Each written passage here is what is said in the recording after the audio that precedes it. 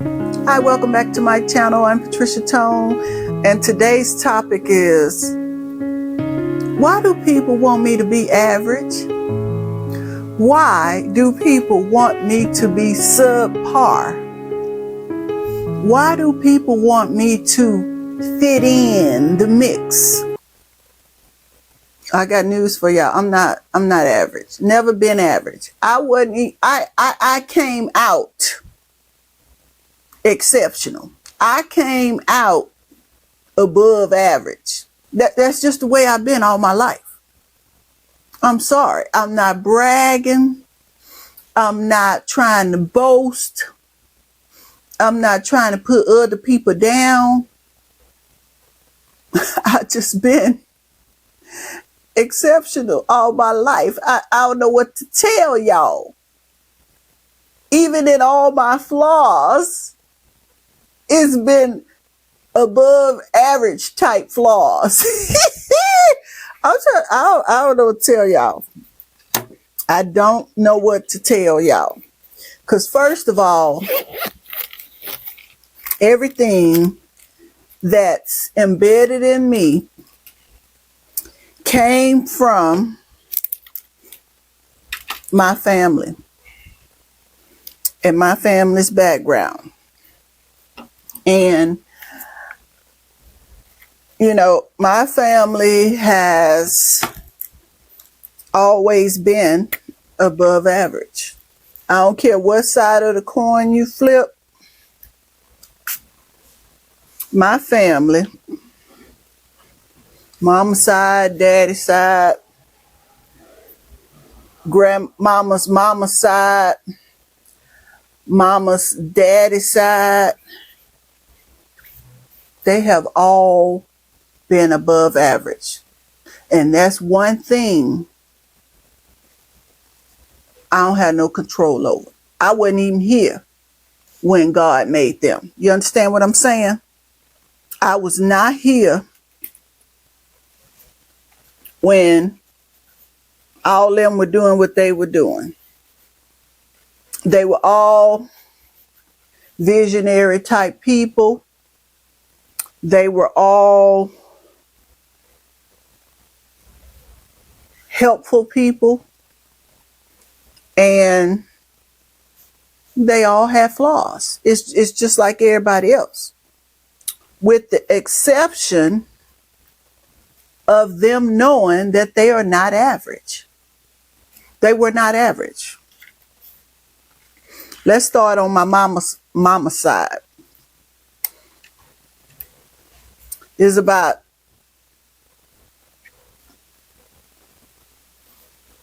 I'm going to just say over 20 kids that my great grandmother had, okay? They are from Texas.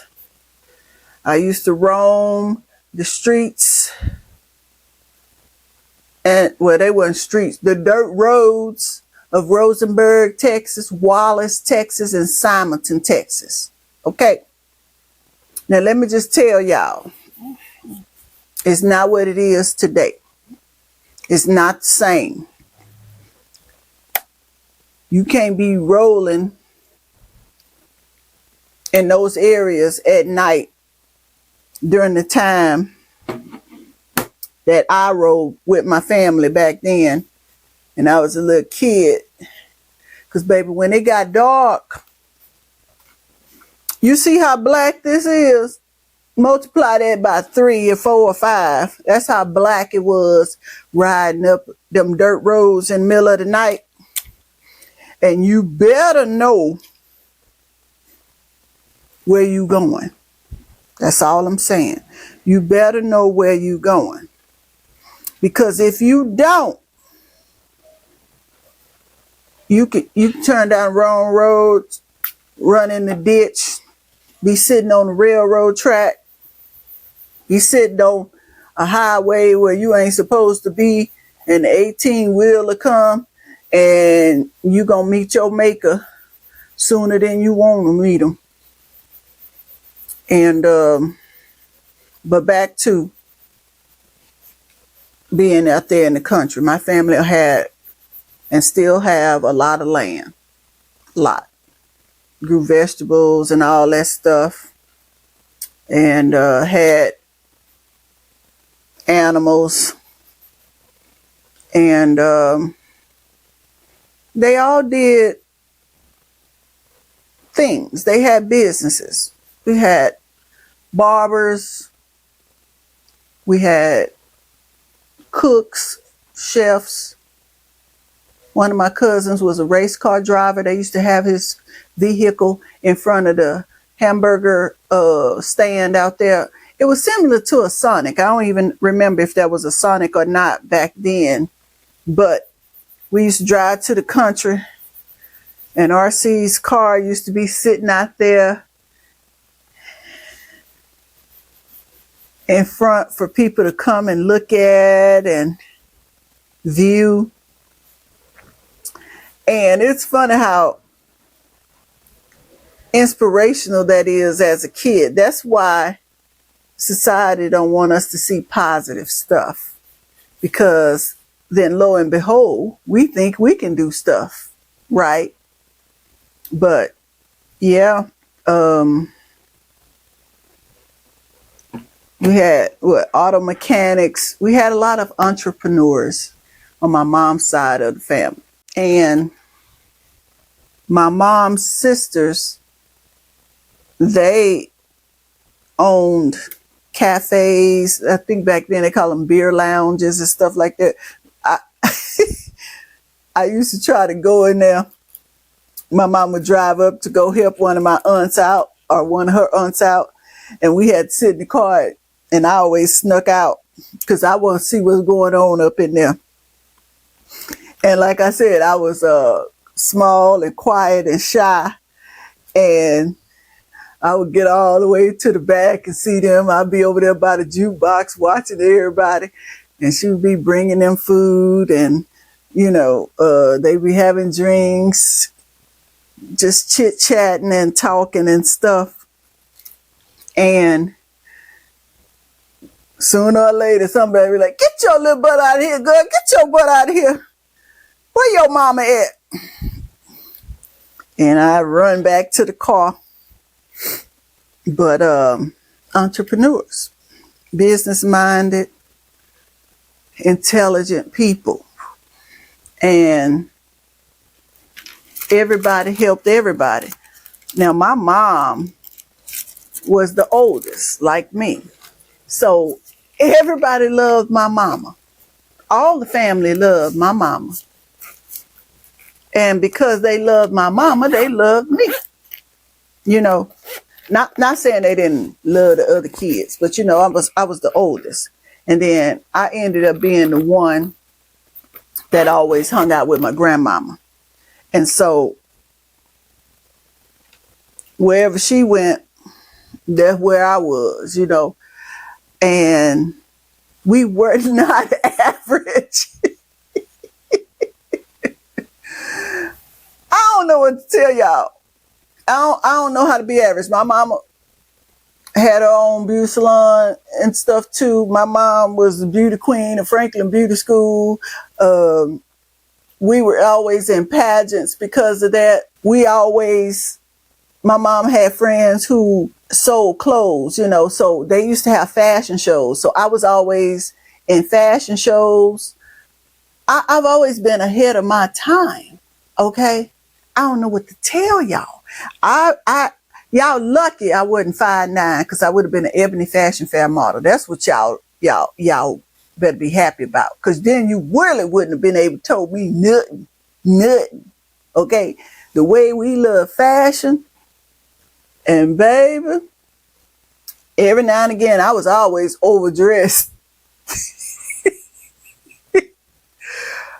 I was always fighting with my mama in Sears about a dress that I wanted. And she was like, "That damn dress cost $300. Who the hell? You are not one of the Jacksons,"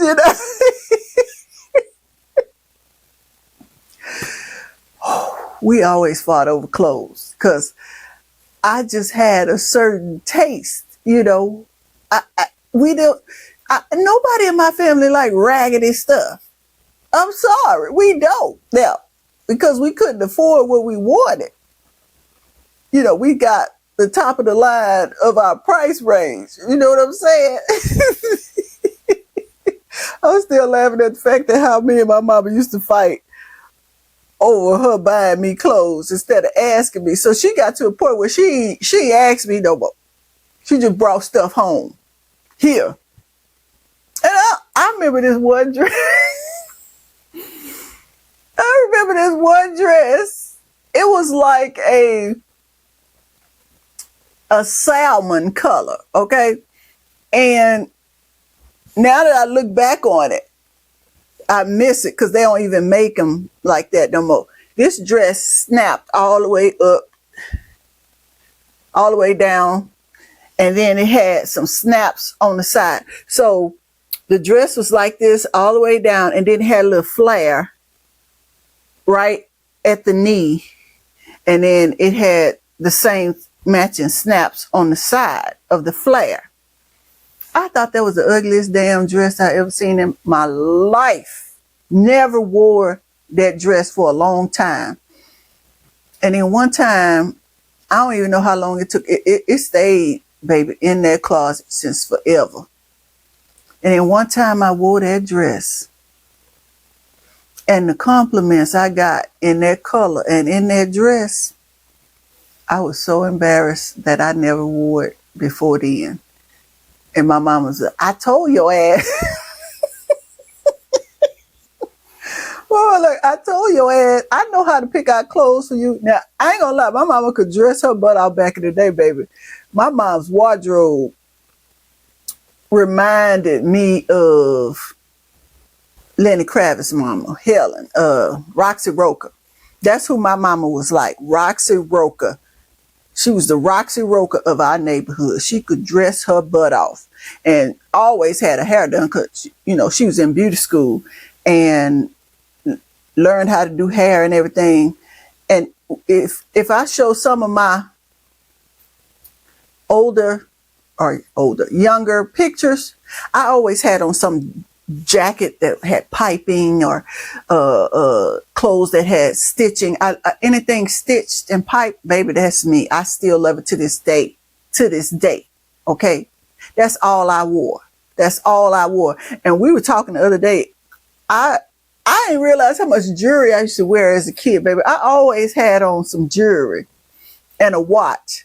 We saw this watch. I used to have this red Timex watch, baby. My mama couldn't get me out of that watch. When that picture popped up on our chat, we was like, oh my God, that's my red Timex watch. Do you understand what I'm saying?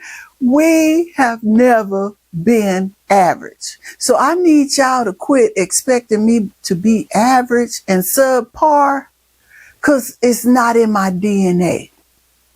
It's not in my DNA. I had an uncle, they ain't never really broke none of his records in high school in Rosenberg, Texas. You know, that's the uncle that just passed away that I've been sad about because I can't talk to him right now. My aunt, I had an aunt that was so fast in track, baby. She was Flojo before there was a Flojo. Do you understand what I'm saying? She used to whoop everybody's ass in track. Okay. I got an uncle who was the first male cheerleader for the women's professional basketball team in Houston. Okay. He the one got me into gymnastics and cheerleading, you know. We both wanted to be Nadia Comaneci. We used to walk Brays Bayou to the Y in 105-degree heat just to go take free gymnastics classes. All right. You understand what I'm saying? My mom was the first female coach at Yellowstone Park for baseball. And she didn't even know nothing about baseball. I was the first female second base player at Yellowstone Park in baseball for the Giants. And they hated us. You want to talk about hate? You want to talk about sexism? You want to talk about them throwing bats at my head? I'll never forget that Lewis boy threw a bat at my head And I was finna wear him out, and they had to pull me back. Listen, I'm not average. I am not average. I don't do average. Even when I tried to be average, I wasn't average. And somebody one day was like, I said, they were like, why you do this? I said, because I was just trying. They're like, yo, worse is still better than the best. What they doing, they think is the best. I don't know what to say. So let's go back to my mama side, my mama daddy side. My mama daddy was one of the first black firefighters in Houston, Texas. His picture is up there on the wall. My mama daddy helped my daddy become a fireman again when there were few black firemen in Houston and they were facing all this racism. My mama daddy was a professional bowler. He had so many trophies. His living room was, it was so many trophies in his house, we couldn't even count them. Okay? He was a professional bowler. We are not average. It's not in my DNA to be average. I don't know what to tell y'all. Even my daddy owned a club, nightclub, entrepreneurship. That it's all that ran in our family. And so when people are looking at me, wondering how I think, I guess, wondering why I'm sitting there quiet. A lot of times I'm calculating, thinking of stuff, When I was doing comedy, it started out with management. I turned it into a talent agency so that I could send comedians pictures out so they could get auditions, because back then there were only like 2 or 3 black talent agencies. And so none of the comics had representation. And so my little think tank said, hey, just get the paperwork done, because I had interned at a talent agency or 2, and I had been around managers in the business, and I, started learning things, and I realized all you needed was documentation, a business license to say you were a talent agency. And I got all that paperwork and documents together. And I had all the people I knew who were comics and actors who hadn't gotten any roles or who didn't have any representation. And I started sending them out to Paramount, Warner Brothers, all the studios. Well, I started getting calls for these people. They didn't even want to freaking go to the auditions. They didn't even want to practice the lines and stuff. I booked a couple of people, and 2 of them are still in the business, deep in the business. And after a while, I just closed it down because I realized that my vision was not what they wanted. I was trying to help people who didn't want to be helped. So also, I didn't want my name to be stigmatized in a negative way, right? So when the comedians didn't show up at the auditions, then casting directors at these studios were like, well, what happened to your guy? And I'm like, what do you mean? He didn't come? No, he didn't come. And so I would get the calls like, we're trying to give your people a chance. And so it was putting a bad taste in their mouths about my agency. And that's one thing I didn't want. So I shut shit down, right? And I decided just to focus on me. And I was out there trying to get on stage as a comic. And it was during a time where everybody was, all the people y'all know now are famous. It was during a time where you had the Chris Tuckers, you had the Jamie Foxx, you had